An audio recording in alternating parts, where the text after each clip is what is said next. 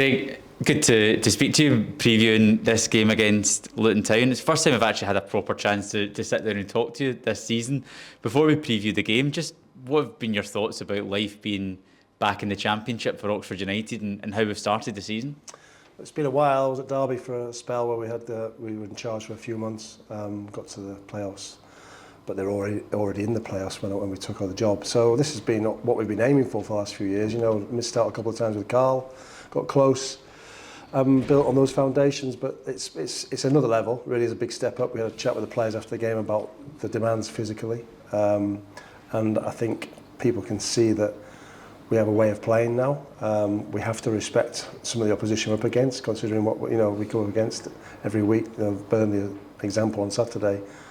6 months ago they were fighting to stay in the Premiership, and we were fighting to get the playoffs of League One. So there is a gap, but when you've got an organised side like we seem to have, and the way the lads have responded, we've got a really good chance. In our home form, if someone said to us at the start of the season, 10 points from 12, you'd have taken that, and narrowly being beaten on the road by the odd goal. Mm-hmm. What have you found in terms of those differences of the step up to the Championship? Because it seems like a quicker game. It certainly is, yeah.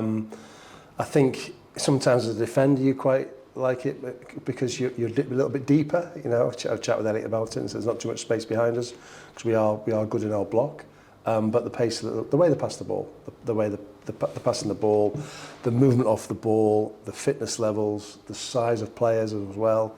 I think footballers and generally sports people in general are getting bigger, and I've noticed that over the last few years. And we stepped up this level, and I've noticed that at Coventry, when we turned up at Coventry for our first away game, that just the physical appearance of a footballer now is bigger and bigger every year, it seems. And as a former defender that's played at the top level, you must take a lot of pride, particularly in the performance against Burnley at home on Saturday to keep a clean sheet. But the performance levels of the defence, but the defensive unit as a whole have been really top this season. Like I said then, I think sometimes, it's funny, I know it sounds stupid, but the higher up you go, sometimes if you're organised, it's easier physically to defend because you're not being tested with an aerial bombardment. I remember a couple of years ago we played away at Portsmouth, a night game, and the ball just kept coming in the box, and it was Elliot Moore and Rob Atkinson at the time. And a lot of Premiership defenders will struggle with that. When you go higher up, it's more about the mental concentration, reading where the ball's going to go. Yes, if you're going to get 1v1 against a top player, you'll struggle, but usually that doesn't happen too much to a centre-back. I'm a soft spot for the defenders anyway. I get criticised by that by the rest of the lads. That I do have a soft spot for Elliot and Kieran, but I've worked with them for years. Sam Long, of course, has been here a long time. Last year, Peterborough away, they were warriors, the absolute warriors in that game, and you sometimes don't get the credit you deserve sometimes playing at the back. So I beat the drum for them, I'll blow their trumpet.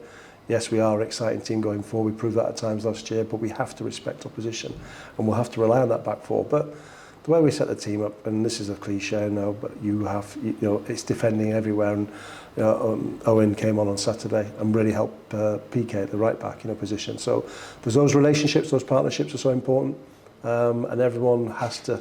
They'll probably look at the stats now and see they're doing more miles, more kilometres, more high-speed running, but that's the demands of this level. Mm-hmm. And coming up to this level as well in the Championship, particularly over the summer, we've seen the investment that's been made in the squad and the number of additions as well, and across the board really trying to level up as a football club at this level. From your point of view as one of the main coaches, how have you found the intensity of our own training sessions as well at the start of this new season? It's funny, just before Marcus McGuane left to go to Bristol City, we had a small-sided game, and one team was resting. Marcus was stood next to me, and he's been here for 4 years, before he left.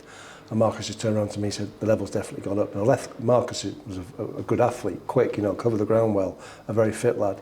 And him saying that, and I took that on board. You can see it, but when you're in there, playing it like Marcus, gave the example that day, there is another level, and that you're pushing the standards. You're pushing the standards. The demands on each player. I'm quite pleased that we have less games because you have to prepare. It's nice to have that week to prepare for the next game. I know we've got a game on obviously Tuesday night against Luton, but it's nice to have that week to prepare and to recover. That's as important as training is recovery time.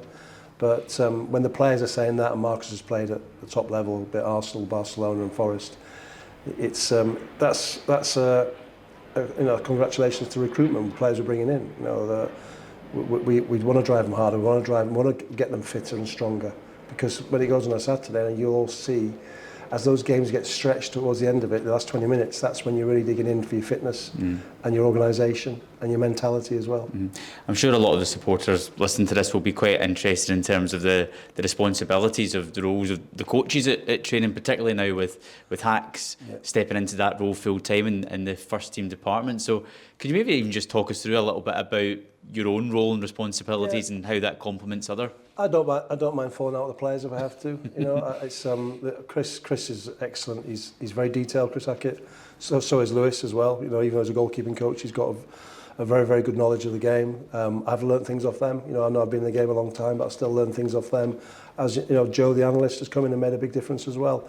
I like to think I'd probably just drive the standards a little bit. If they drop off, I'll have a pop at them in a nice way most of the time, because I'm a big believer in, you know, I was fortunate to play the game. I'm a big believer in having to maintain your body in a really top condition. And if you're off it in training, you'll be off on a Saturday. And I really have a lot of conversations with my brother, an ex-player, of course, Luke as well, the head of the department there. We want to train as hard as we can when we get the opportunity. And Monday, second day recovery, I understand that. But Tuesday's got to be a hard day.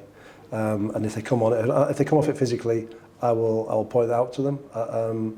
And sometimes the players will say to me, "Shorty, we needed that," you know. But so I do remind them as well, Ryan, that it's them. They do drive the standards. And as the higher up you go in football, you don't really need to do it as a coach. It's the players who govern that. And you know, we've got senior lads here who will do that as well. So I don't have to do a great deal of it, but I will go for them if they don't do it properly. Yeah, and just finally, the game against Luton Town, a former Premier League team from last season. It just shows you the standard that we're going up against, and going away from home. We're just yet to pick up that point or 3 points, but performances have probably merited one so far. What do you expect from this game? A very tough physical game, another physical test again. Of course, I know they've had a start they wouldn't have wanted, or wouldn't have expected. It's a tight ground. It's a long time since I've been there. I don't think much has changed at that stadium. Having to start well, of course, in every game. But if you are up against a side like that, who will get momentum with that fan base, and the power they've got, we have to start well again, of course.